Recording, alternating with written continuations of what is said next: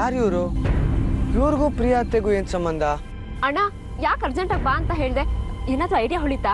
ಅಯ್ಯೋ ಆ ನಿನ್ ಲವ್ವರ್ ಇದ್ದಾನಲ್ಲಮ್ಮ, ಆ ಬಕ್ರ, ಅವನ್ ಬೈದಿಂದ ನನ್ನ ತಲೆ ಓಡೋದೇ ನಿಂತೋಗ್ಬಿಟ್ಟಿದ್ದೆಪ್ಪ. ಅವನ್ ಟಾರ್ಚರ್ ನನಗೆ ತಡೆಯೋಕ್ಕಾಗ್ತಾ ಇಲ್ಲ. ಒಂದು ಅವನಿರ್ಬೇಕು, ಇಲ್ಲ ನಾನಿರ್ಬೇಕು. ಓ, ಇವರು ಪ್ರಿಯಾತೆ ಅವ್ರ ಅಣ್ಣನಾ? ಕೂಲ್ ಕೂಲ್, ಯಾಕೆ ಇಷ್ಟೊಂದು ರೇಗಾಡ್ತಿದ್ಯಾ? ಇನ್ನೇನ್ ಮಾಡ್ಲಿ, ನನ್ನ ರಕ್ತ ಕುದಿತಾ ಇದೆ. ನನ್ನ ಹೆಂಡತಿನೇ ನನ್ಗೆ ಹಾಲು ಪಾಯಸ ಕೊಡ್ಬೇಕು, ಹಾಗೆ ಮಾಡ್ಬಿಟ್ಟ. ಆದ್ರೆ ಒಂದು ವಿಷಯ ತಿಳ್ಕೊ, ಅವನನ್ನ ಹೀಗೆ ಬಿಟ್ರೆ ಅವ್ನು ನನ್ನ ಫ್ಯಾಮಿಲಿನ ಹಾಳು ಮಾಡೋದಂತೂ ಗ್ಯಾರಂಟಿ. ಅಣ್ಣ, ಅವನಿಂದ ನಿಮ್ ಫ್ಯಾಮಿಲಿ ಹೇಗೆ ಹಾಳಾಗತ್ತೆ? ಅವ್ನು ಹುಡ್ಕೊಂಡ್ ಬಂದಿರೋದು ನನ್ನನ್ ತಾನೆ. ಹುಡ್ಕೊಂಡು ಬಂದಿದ್ದು ನಿನ್ನ, ಸಿಕ್ಕಿದ್ ಬೇರೆಯವರು. ಏನು? ಏನಿಲ್ಲ ಅಮ್ಮ. ಏನಣ್ಣ ನೀನು ಪ್ರತಿ ಸಲ ಸಿಕ್ತಾಗ್ಲೂ ಅದೇ ರಾಗ, ಅದೇ ಹಾಡಾಗೋಯ್ತು ನೋಡು. ಒಂದ್ ಸ್ವಲ್ಪ ದಿನ ತಡ್ಕೋ, ಎಲ್ಲ ನಾವ್ ಅನ್ಕೊಂಡ ಹಾಗೆ ಆಗ್ತಿದೆ. ಆ ಮೀನಾಕ್ಷಿ ಬೇರೆ ಶರತ್ ಜೊತೆ ಮದ್ವೆ ಮುರ್ಕೊಂಡು ನನಗೊಂದು ದೊಡ್ಡ ತಲೆನೋವು ಹಾಕ್ಬಿಟ್ಟಿದ್ದಾಳೆ. ಮೊದ್ಲು ಹೇಗಾದ್ರೂ ಮಾಡಿ ಆ ಲಕ್ಷ್ಮಿ ಕಥೆನ ಮುಗಿಸ್ತೀನಿ.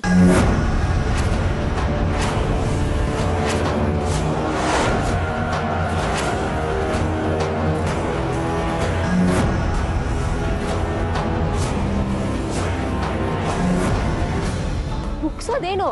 ಅವಳ ಪರಿಸ್ಥಿತಿ ನೋಡಿದ್ರೆ ಆದಷ್ಟು ಬೇಗ ಅವಳೇ ಸಾಯ್ತಾಳೆ. ಅವಳೇನಾದ್ರೂ ಸತ್ರೆ ರಾಘವನ ಮದ್ವೆ ಆಗೋ ನನ್ ಕನ್ಸು ಆದಷ್ಟು ಬೇಗ ನೆರವೇರುತ್ತೆ. ಆಮೇಲೆ ದುಡ್ಡು, ಮನೆ, ಆಸ್ತಿ ಎಲ್ಲ ನನ್ನ ಹಿಡ್ತಕ್ಕೆ ಬರುತ್ತೆ. ಬರೋ ಆಸ್ತಿನಲ್ಲಿ 50% ನಿನಗೆ, ಇನ್ 50% ನನಗೆ. ಆದ್ರೆ ಇದಕ್ಕೆಲ್ಲ ನಾನೊಬ್ಳೆ ಹೆಚ್ಚು ಕಷ್ಟ ಪಡ್ತಿದ್ದೀನಿ. ನೀನ್ ಮಾತ್ರ ಹೆಂಡತಿ ಹಾಲ್ ಪಾಯಸ ಕೊಟ್ಲು, ಐರನ್ ಅಂಗಡಿ ಮೇಲೆ ಒಂದು ಕಣ್ಣಿಟ್ಟೆ ಅಂತ ಕಿತ್ತೋಗಿರೋ ಕಾರಣಗಳನ್ನ ಕೊಡ್ತಿರು. ಅಯ್ಯೋ, ನಿನಗೆ ಹೆಂಗಮ್ಮ ಬಿಡ್ಸ ಹೇಳಿ? ಅಣ್ಣ, ನಾನೇ ರಾಘವ್ ಮನೇಲಿ ಸುಖವಾಗಿ ಓಡಾಡ್ಕೊಂಡಿದ್ದೀನಿ ಅನ್ಕೊಂಡ್ಯಾ? ನಿನಗಿಂತ ಹೆಚ್ಚು ಕಷ್ಟ ಪಡ್ತಿರೋಳು ನಾನು.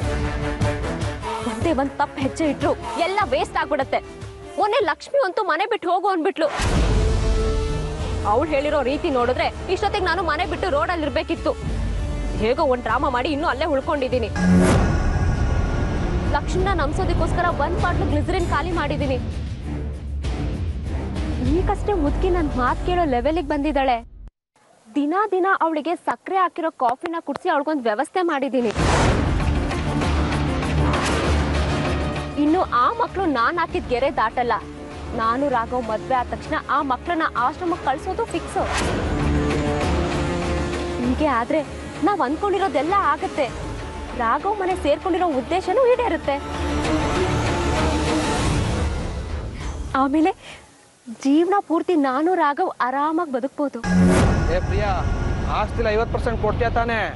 ಖಂಡಿತ ಕೊಡ್ತೀನಿ ಅಣ್ಣ. ಆದ್ರೆ ಮನೇಲೆ ಕುತ್ಕೊಂಡು ಪಾಯಸ ಕುಡಿದ್ರೆ ಆಸ್ತಿ ಸಿಗಲ್ಲ, ಕಷ್ಟ ಪಡ್ಬೇಕು. ಅಯ್ಯೋ, ಅದು ಪಾಯಸ ಅಲ್ಲಮ್ಮ, ಪಾಯ್ಸನ್ನು.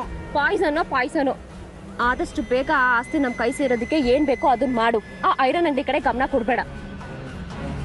ಓಹೋ, ಇದಕ್ಕ ಇವ್ರ ಮನೆ ಸೇರ್ಕೊಂಡಿರೋದು? ನಾನೇನ್ ರಾಘವ್ ಮನೇಲಿ ಆರಾಮಾಗಿ ಕುತ್ಕೊಂಡು ಕಾಫಿ ಕುಡಿತಿದ್ದೀನಿ ಅನ್ಕೊಂಡ್ಯಾ? ಇದೆಲ್ಲ ನನ್ಗೋಸ್ಕರ ಅಷ್ಟೇನಾ? ನಿನ್ಗೋಸ್ಕರನೂ ತಾನೆ? ಪ್ರಿಯಾ, ನೀನ್ ಎಷ್ಟು ಕಷ್ಟ ಪಡ್ತಿದ್ಯಾ ಅಂತ ನನಗೆ ಚೆನ್ನಾಗಿ ಗೊತ್ತಮ್ಮ. ಆದ್ರೆ ನನ್ ಕತ್ತು ಬೇರೆನೇ ಇದೆಯಲ್ಲ. ಅಣ್ಣ, ಆತ್ರಗೆ ಆಂಜನೇಯನ್ ತರ ಆಡ್ದೆ ತಾಳ್ಮೆಯಿಂದ ಇರು. ಪದೇ ಪದೇ ನನ್ನನ್ನು ಕರೆದು ಇಂಥ ಸಿಲ್ಲಿ ವಿಷಯನೆಲ್ಲ ಚರ್ಚೆ ಮಾಡ್ಬೇಡ. ಇನ್ನೊಂದು ಸ್ವಲ್ಪ ದಿನ ಅಡ್ಜಸ್ಟ್ ಮಾಡ್ಕೊ. ಸರಿ, ಏನೇನೋ ಅಡ್ಜಸ್ಟ್ ಮಾಡ್ಕೊಂಡಿದ್ದೀರಂತ. ಆಯ್ತಮ್ಮ.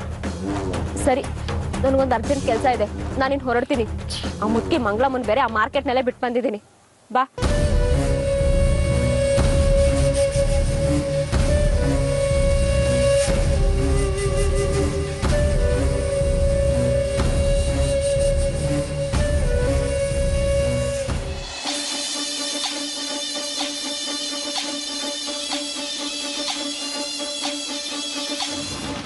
ಅತ್ತೆ, ಸರಿಯಾಗಿ ಸಿಕ್ಬಿದ್ರಿ. ನಮ್ಮತ್ತೆ ಈ ಜಗನ್ನೇ ಆಟ ಆಡ್ಸಕ್ ನೋಡಿದ್ರು. ಈಗ ಈ ಅಳಿಯನ್ನಾಟ